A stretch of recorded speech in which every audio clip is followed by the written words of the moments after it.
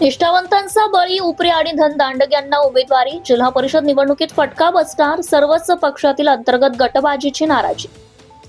निवडणुकीच्या काळात जो कार्यकर्ता अहोरात्र कष्ट करतो त्याला अनेकदा धोरणात्मक निर्णयांमध्ये स्थान दिले जात नाही. सत्तेची फळे चाखण्यासाठी वेळ येते तेव्हा निष्ठावंतांपेक्षा धनवंतांना प्राधान्य दिले जाते. हे केवळ एका पक्षाचं नाही तर सर्वच राजकीय पक्षांमध्ये कॉर्पोरेट संस्कृतीचे लक्षण बनले आहे. भाजपने अनेक निष्ठावंत व ज्येष्ठांना डावलून नौख्यांना संधी दिली आहे. त्यामुळे जिल्हा परिषद व पंचायत समिती निवडणुकीत याचा फटका बसणार असून सर्वच पक्षातील अंतर्गत गटबाजीची नाराजी निर्माण झाली आहे. पक्ष नेतृत्व कशी दूर करणार याकडे लक्ष लागले. निलंगा विधानसभा मतदारसंघात अनेक वर्षांपासून ठराविक नेतृत्वाभोवती राजकारण फिरत राहिले आहे. तिथे नव्या दमाच्या किंवा सामान्य घरातील निष्ठावंत कार्यकर्त्याला उमेदवारी नाकारली जाणे हे नेतृत्व संपवण्याच्या राजकारणाचा भाग आहे. जेव्हा एखादा कार्यकर्ता स्वबळावर मोठा होऊ लागतो तेव्हा त्याला प्रतिस्पर्धी मानून त्याचे पंख छाटले जातात. स्थानिक स्वराज्य संस्थांच्या निवडणुकीत तिकीट वाटप करताना कार्यकर्त्यांच्या कार्यापेक्षा त्याच्या निवडून येण्याच्या क्षमतेवर आणि तो किती खर्च करू शकतो यावर भर दिला जातो. यामुळे प्रामाणिक कार्यकर्त्यांचा भ्रमनिरास होत असून राजकारण हे केवळ श्रीमंतांची मक्तेदारी बनत चालली आहे.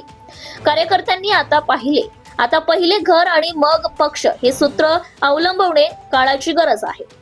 माजी मंत्री आमदार संभाजीराव पाटील निलंगेकर यांच्या खांद्याला खांदा लावून 2001 पासून सोबत असलेले भाजपाचे जिल्हा उपाध्यक्ष दगडू सोळुंके यांना दापका व अंबुलका जिल्हा परिषद गटातून उमेदवारी नाकारल्याने मतदारसंघातील त्यांच्या समर्थकांमध्ये नाराजी पसरली आहे. पक्षाने वापरलेल्या धक्कातंत्राचा तोटा या निवडणुकीत उमेदवारांना होणार का याबाबत चर्चेला उधाण आले.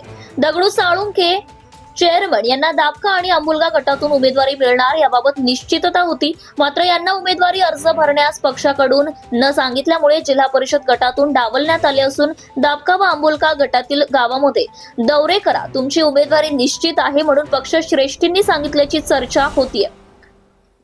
शिवाय त्यांनी संपर्क दौरेही केले होते. मात्र अचानक या दोन्ही गटामधून तिसऱ्यांदा संधी दिल्यामुळे मोठी नाराजी निर्माण झाली आहे. भाजपचे माजी समाज कल्याण सभापती संजय दोरवे हे साकोळ गटातून इच्छुक होते. त्यांनीही अर्ज भरला मात्र ऐनवेळी त्यांना डावलण्यात आले.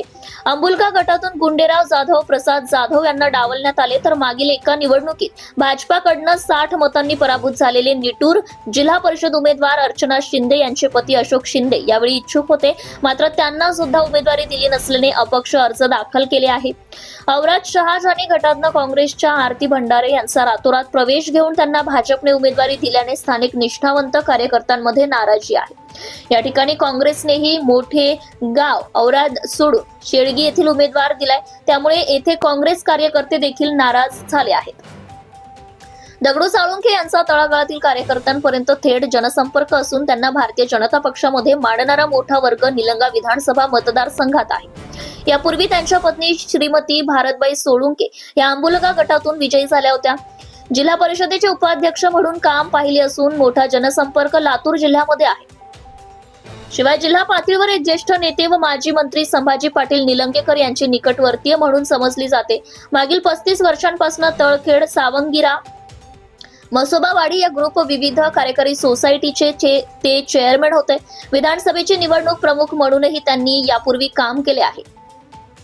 दोन्ही गटातील कार्यकर्त्यांकडून व पदाधिकाऱ्यांकडून यांची उमेदवारी निश्चित असल्याचं मानलं जात असतानाच त्यांना डावलून धक्कातंत्राचा वापर केल्याने दोन्ही मतदारसंघात कार्यकर्त्यांमध्ये प्रचंड नाराजी पसरली आहे. त्यामुळे भविष्यात भारतीय जनता पक्ष त्यांची नाराजी दूर कशी करणार याकडे लक्ष लागलंय. Subscribe now and press the bell icon. Never miss an update.